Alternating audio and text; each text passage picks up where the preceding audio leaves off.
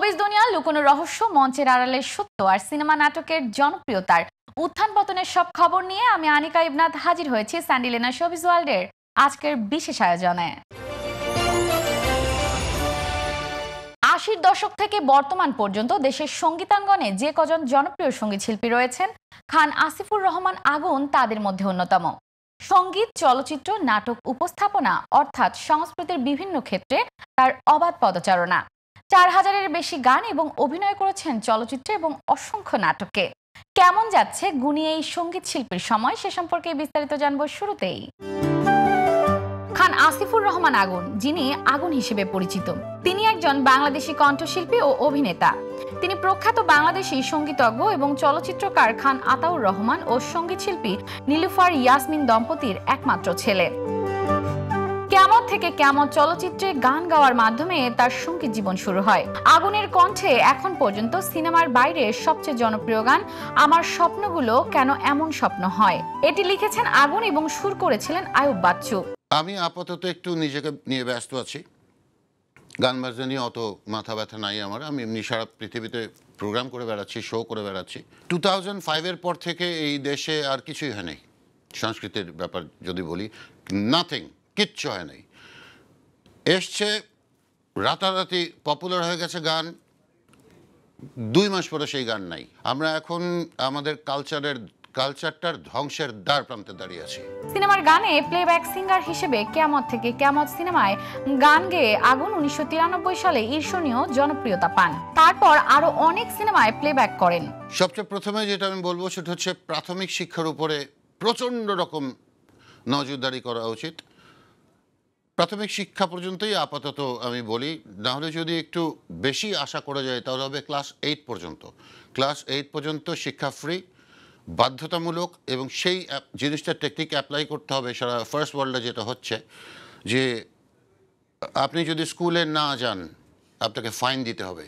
এই পন্থা যদি অবলম্বন করা হয় দেশ ঠিক হয়ে যাবে। 2012 সালের 19 মে সকাল 9:30 বাংলাদেশের প্রথম নারী হিসেবে এভারেস্টের চূড়ায় পা রাখেন নিশাত মজুমদার। এভারেস্টের চূড়ায় ওঠার জন্য প্রায় 10 বছর ধরে প্রস্তুতি নিয়েছিলেন তিনি। নিশাত মজুমদারের এভারেস্ট জয়ের গল্প নিয়ে আসছে তথ্যচিত্র, সে সম্পর্কে বিস্তারিত জানবো এবারের আয়োজনে। আজকে থেকে এত বছর পরেও যখন পেছনে ফিরে তাকাই, নিজেকে প্রশ্ন করি কিভাবে গেল।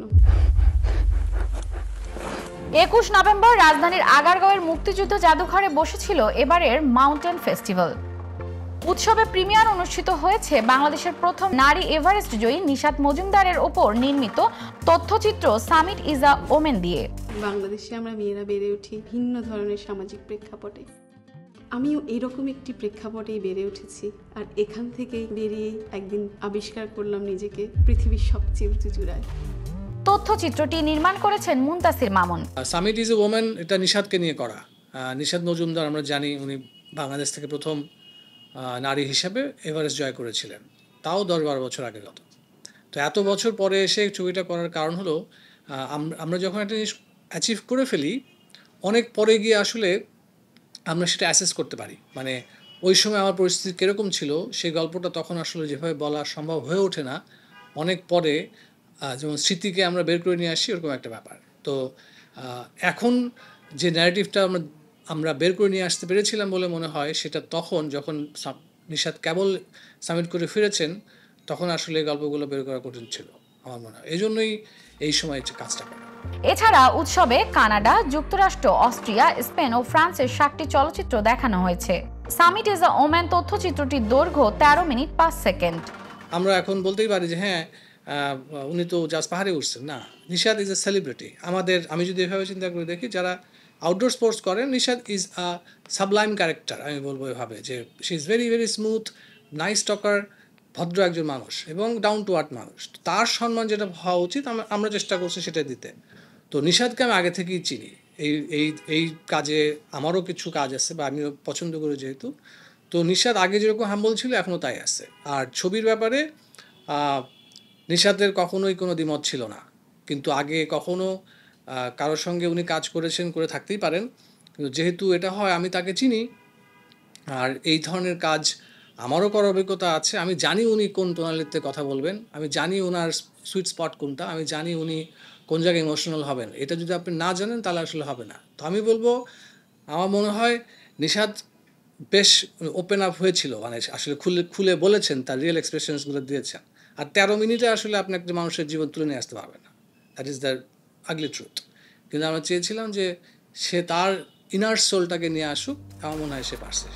এখানে দেখানো হয়েছে নিশাত মজুমদারের এভারেস্ট জয়ের পেছনে সব প্রস্তুতি, সংগ্রাম, সেখানে যাওয়ার পর নানা শারীরিক ও মানসিক বাধা টপকে যাওয়ার সব ইতিহাস তুলে ধরা হয়েছে এই তথ্যচিত্রটিতে। কিন্তু তার চাইতেও কি বেশি কঠিন না পাহাড়ে যেতে চাওয়াটা, ওই স্বপ্নটা দেখা। থাইল্যান্ডের ব্যাংকক শহরে গত শুক্রবার 21 নভেম্বর সকালে শুরু হয় মিস ইউনিভার্স 2025-এর ফাইনাল পর্ব, যেখানে চূড়ান্ত পর্বে সেরার খেতাব জেতেন ফাতিমা বশ। এরপর থেকেই আলোচনায় নতুন এই মিস ইউনিভার্স। কে এই ফাতিমা বশ, সে সম্পর্কে বিস্তারিত থাকছে এবারের আয়োজনে। মেক্সিকোর তাবাস্কো অঙ্গরাজ্যের সান্তিয়াগো দে তেপায়ায় জন্ম ফাতিমার। তিনি মেক্সিকোতে ফ্যাশন ডিজাইন নিয়ে পড়াশোনা করেছেন। ইতালির মিলান ও যুক্তরাষ্ট্রের ভারমন্টেও থেকেছেন কিছুদিন। নিজের দুর্বলতাকেই তিনি শক্তিতে পরিণত করেছেন।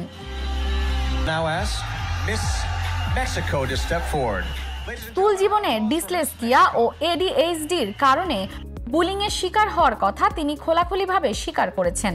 2018 সালে তাবাস্কোতে ফ্লোর ডি ওরো খেতাব জয়ের মধ্য দিয়ে শুরু হয় তার সৌন্দর্য প্রতিযোগিতার পথচলা।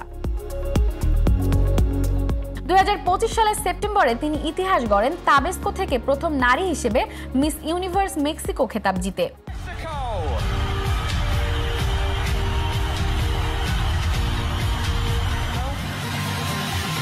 Congratulations.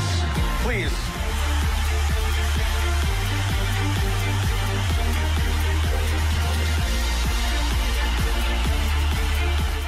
মঞ্চে আত্মবিশ্বাস, আভিজাত্য ও দৃঢ়তায় দর্শকদের মুগ্ধ করলেও ফাতিমার পথ চলাটি মোটেও সহজ ছিল না। What a truly magical evening it's been. A huge thank you to all of our delegates, the judges. ইতিহাস গড়া প্রথম জাতীয় জয় থেকে শুরু করে আন্তর্জাতিক অঙ্গনের উত্তপ্ত বিতর্ক সব মিলিয়ে তার যাত্রা যেন ছিল এক নাটকীয় রোলার কোস্টার। হাতে রিভলভার, কঠিন দৃষ্টি, বড়দিনে হত্যা রহস্যের কিনারা করবেন কোয়েল মল্লিক। মিতিন মাসি ফ্র্যাঞ্চাইজির তৃতীয় সিনেমায় কোয়েলের লুক এবার প্রকাশ্যে এলো। অরিন্দম শীলের পরিচালনায় আসছে বড়দিনে, মুক্তি পাবে এই সিনেমাটি। সে সম্পর্কে বিস্তারিত জানবো এবারের আয়োজনে। সিনেমার গল্পে দেখা যাবে এক মহিলার স্বামী হঠাৎ নিখোঁজ হয়ে যান। আতঙ্কে এবং হতাশায় ভেঙে পড়া স্ত্রী সাহায্যের জন্য দ্রুত যোগাযোগ করেন মিতিনের সঙ্গে। এরপরই সামনে আসে এক খুনের ঘটনা। মিতিন যত এগোতে থাকে ততই বেরিয়ে আসে আরো অনেক গল্প, আরো অনেক সন্দেহভাজন। এক একটা মুখের এক একটা গল্প, হ্যালো, সব আলাদা আলাদা। ত্রিকোণ প্রেমের গভীর রহস্য। ফের সে ফিরে আসে তার স্বভাবসুলভ অ্যাকশনে। রহস্য আর প্রতিটি মোড়ে লুকিয়ে থাকা অদ্ভুত সব চমক। মিতিন একটি খুনির সন্ধানে, এটিকে নিয়ে আগ্রহ চতুর্দিকে। কোয়েলের সঙ্গে এই সিনেমাতে দেখা যাবে শুভজিৎ দত্ত, সাহেব চট্টোপাধ্যায়, কনিনিকা বন্দ্যোপাধ্যায়, রোশনি ভট্টাচার্য, গৌরব চক্রবর্তী, দুলাল লাহিড়ীর মতো একাধিক নামী মুখ।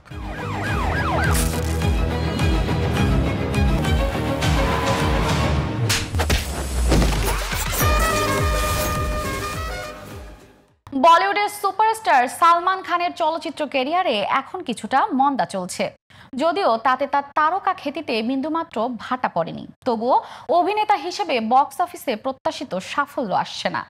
এমন পরিস্থিতিতে নিজেই নিজেকে ফর্মে আনতে এবার পরিচালনায় নাম লেখাচ্ছেন বলিউড ভাইজান। সে সম্পর্কে বিস্তারিত জানবো এবারের আয়োজনে। জনপ্রিয় ফ্র্যাঞ্চাইজি দাবাং এর চতুর্থ কিস্তি দিয়ে পরিচালক হিসেবে অভিষেক করতে পারেন সালমান খান। সম্প্রতি এক সাক্ষাৎকারে সালমান খানের ভাই ও অভিনেতা আরবাজ খান দাবাং 4 নির্মাণের কথা জানিয়েছেন। জানা গেছে সিনেমাটির চিত্রনাট্যের প্রাথমিক খসড়া প্রস্তুত এবং অন্যান্য কাজও কিছুটা এগিয়েছে। তবে পরিচালকের আসনে কাকে দেখা যাবে সে বিষয়ে আরবাজ কোনো তথ্য দেননি। সে থেকেই গুঞ্জন হয়তোবা সালমান খানই হতে পারে এই সিনেমার পরিচালক। 2026 সালের নতুন বছরে এই সিনেমাটি শুটিং শুরু হওয়ার কথা রয়েছে। দাবাং ফ্র্যাঞ্চাইজির প্রথম কিস্তি পরিচালনা করেছিলেন অনুভব কাশ্যপ, কিন্তু এরপর মনোমালিন্যের জেরে পরবর্তী দুটি সিনেমা পরিচালনা করেন যথাক্রমে আরবাজ খান এবং প্রভুদেবা। मेरे इस्तीफे की बात क्या सुनी? एक पति ने अपनी पत्नी की कसम खाई है। বলিউডের অভিনেত্রী প্রিয়াঙ্কা চোপড়া এখন গ্লোবাল তারকা। এই তারকা সামনে আবারও ভারতীয় সিনেমায় ফিরছেন। জানা গেছে বাহুবলী নির্মাতা এস রাজমৌলির নতুন সিনেমা বারাণসীতে দেখা যাবে তাকে। সিনেমার মুখ্য ভূমিকায় থাকছেন মহেশ বাবু, প্রিয়াঙ্কা চোপড়া জোনাস এবং পৃথ্বীরাজ সুকুমারন। সে সম্পর্কে বিস্তারিত জানবো এবারের আয়োজনে। একসময় নিয়মিত ভারতীয় সিনেমায় কাজ করা সাবেক বিশ্বসুন্দরী প্রিয়াঙ্কা চোপড়া এখন যুক্তরাষ্ট্রে বসতি করেছেন। হলিউডে নিজের ক্যারিয়ার গড়ার দিকেই এখন বেশি মনোযোগ তার। তবে প্রায় 6 বছর পর আবার ভারতীয় সিনেমায় হাজির হচ্ছেন তিনি। এবার তাকে দেখা যাবে বাহুবলী খ্যাত নির্মাতা এস রাজমৌলির সিনেমায়।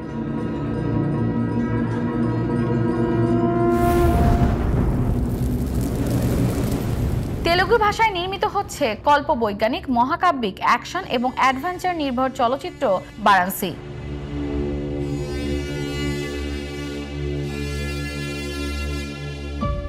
জনপ্রিয় নির্মাতা এস রাজমৌলির বিগ বাজেটের এই সিনেমা দিয়ে তেলুগু ইন্ডাস্ট্রিতে পা রাখছেন বলিউড অভিনেত্রী প্রিয়াঙ্কা চোপড়া।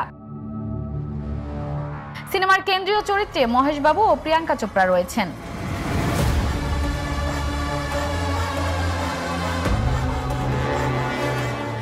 সিনেমাটিতে খল চরিত্রে দেখা যাবে দক্ষিণী তারকা পৃথ্বীরাজ সুকুমারনকে। গত 15 নভেম্বর হায়দ্রাবাদের রামোজি ফিল্ম সিটিতে রাজমৌলি আনুষ্ঠানিকভাবে উন্মোচন করেন বারাণসীর নাম, টিজার ও পোস্টার। মুহূর্তেই অন্তর্জালে ওঠে আলোচনার ঝড়। আলোচিত সিনেমাটি প্রেক্ষাগৃহে মুক্তি পাবে 2027 সালে।